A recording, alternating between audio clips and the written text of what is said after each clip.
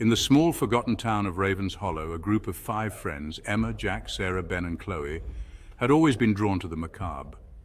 The stories of haunted places and ghostly encounters fascinated them. One crisp autumn evening, a group of friends decided to seek out the most infamous haunted house in the region, the Blackwood Manor. The air was filled with the scent of fallen leaves, and the sky was painted in hues of orange and purple as the sun began to set. They had heard countless stories about the manor, each one more terrifying than the last. But their curiosity outweighed their fear.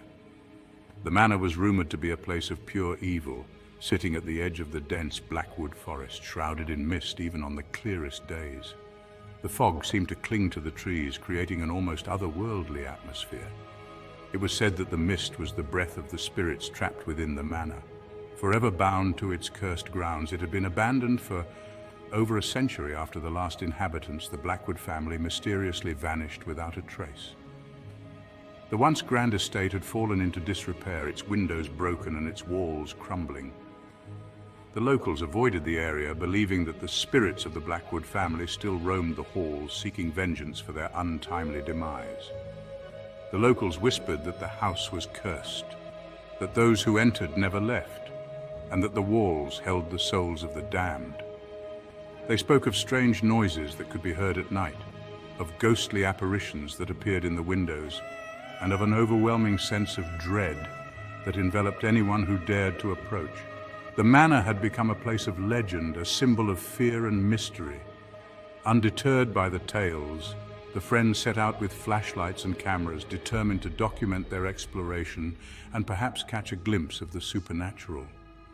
They were armed with the latest ghost hunting equipment, including EMF detectors and night vision cameras, hoping to capture evidence of the paranormal. Their excitement was palpable, but so was the underlying tension as they ventured deeper into the unknown. The drive through the winding forest road seemed endless, the trees closing in around them as the daylight faded. The path was narrow and treacherous, with sharp turns and steep inclines that made the journey even more daunting. The friends exchanged nervous glances, the reality of their adventure beginning to set in. The forest seemed alive, with shadows dancing in the corners of their vision and the sounds of nocturnal creatures echoing through the trees. By the time they reached the manor, darkness had fallen, and a full moon cast an eerie glow over the dilapidated structure. The moonlight illuminated the overgrown gardens and the decaying facade, giving the manor an almost ethereal beauty. The friends stood in awe, their breath visible in the cold night air, as they took in the sight of the legendary Blackwood Manor. It was both magnificent and terrifying, a testament to the passage of time and the secrets it held. The house was a hulking silhouette against the night sky, its windows like empty eyes staring back at them. The friends felt a chill run down their spines as they approached the front door, the weight of the manor's history pressing down on them. They knew that once they crossed the threshold, there would be no turning back. The adventure they had longed for was about to begin, and the secrets of the Blackwood Manor awaited them within its dark, haunted halls. The air was unnaturally cold, and the only sound was the crunch of dead leaves beneath their feet as they approached the front door. The manor loomed before them, its dark windows like empty eyes staring into their souls. The wind whispered through the trees, carrying with it a sense of foreboding that made their skin crawl. Each step closer to the door felt like a step deeper into another world, one where the past refused to stay buried. With a deep breath, Emma pushed it open, the creak of the rusted hinges echoing into the silence. The door resisted at first, as if it hadn't been opened in decades, but then it gave way with a groan that seemed to reverberate through the entire house. The sound was almost alive, a mournful cry that sent shivers down her spine. She hesitated for a moment, her hand still on the door, before stepping inside.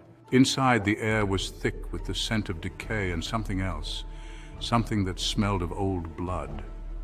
The atmosphere was oppressive, as if the house itself was watching them, waiting to see what they would do next. The floorboards creaked under their weight, each step a reminder of the house's age and the secrets it held. The dim light from their flashlights barely penetrated the gloom, casting long, eerie shadows on the walls.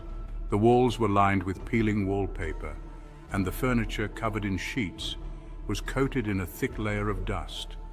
It was as if time had stopped in this place, leaving everything frozen in a state of decay. The once grand rooms now felt like tombs, filled with the remnants of a life long gone.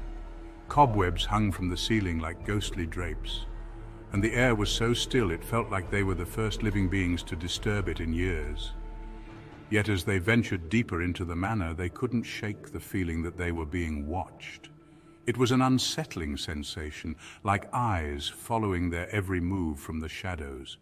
They exchanged nervous glances, each of them feeling the same invisible presence. The silence was almost deafening, broken only by the occasional creak of the floorboards and the distant sound of dripping water. It was as if the house itself was alive, aware of their intrusion. They moved from room to room, their flashlights cutting through the darkness, revealing grotesque paintings, strange symbols carved into the walls, and old, brittle bones hidden in the shadows. Each discovery was more disturbing than the last, painting a picture of a place steeped in dark history and malevolent energy. The paintings seemed to watch them with eyes that followed their every move, and the symbols on the walls were like warnings from another time. The bones, scattered and forgotten, were a grim reminder of the lives that had been lost here. As they continued their exploration, the sense of dread grew stronger, wrapping around them like a suffocating shroud.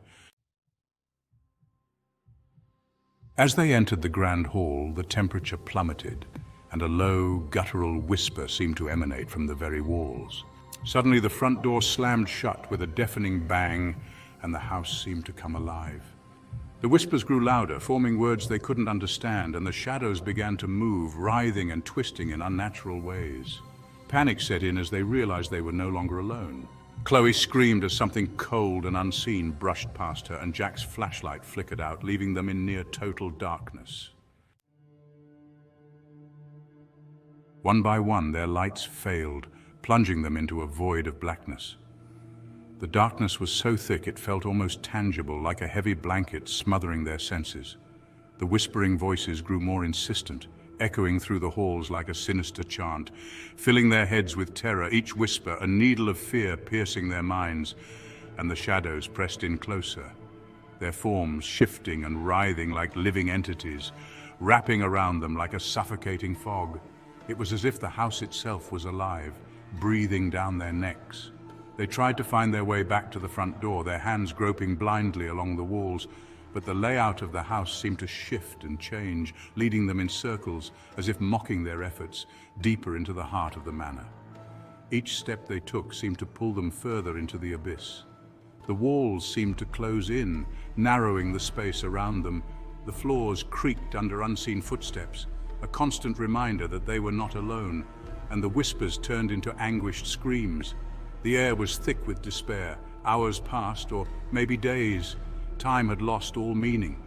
The friends were exhausted, lost, and terrified beyond reason. Their bodies ached, their minds frayed at the edges, lost and terrified beyond reason. They clung to each other, the only source of comfort in the oppressive darkness, hoping against hope for a way out. Then one by one they vanished, pulled into the darkness by invisible hands, their cries for help swallowed by the house itself. The last to disappear was Emma. She stood in what seemed to be the center of the manor, her friends' voices calling out to her from all directions, but when she turned, there was nothing. Only the shadows, waiting. The floorboards beneath her gave way, and she fell, not into the basement, but into an abyss of endless darkness. The Blackwood Manor stood silent once more, the whispers fading into the night. The house had claimed more souls, and the legend grew. When the townspeople noticed the friends' absence, a search party was formed, but no trace of them was ever found. The Blackwood Manor remained standing, a cursed monument to those who dared to seek it out. To this day, it is said that on cold, moonlit nights, if you stand outside the manor, you can still hear the whispers of the lost, trapped forever in the walls of the house that never lets anyone leave.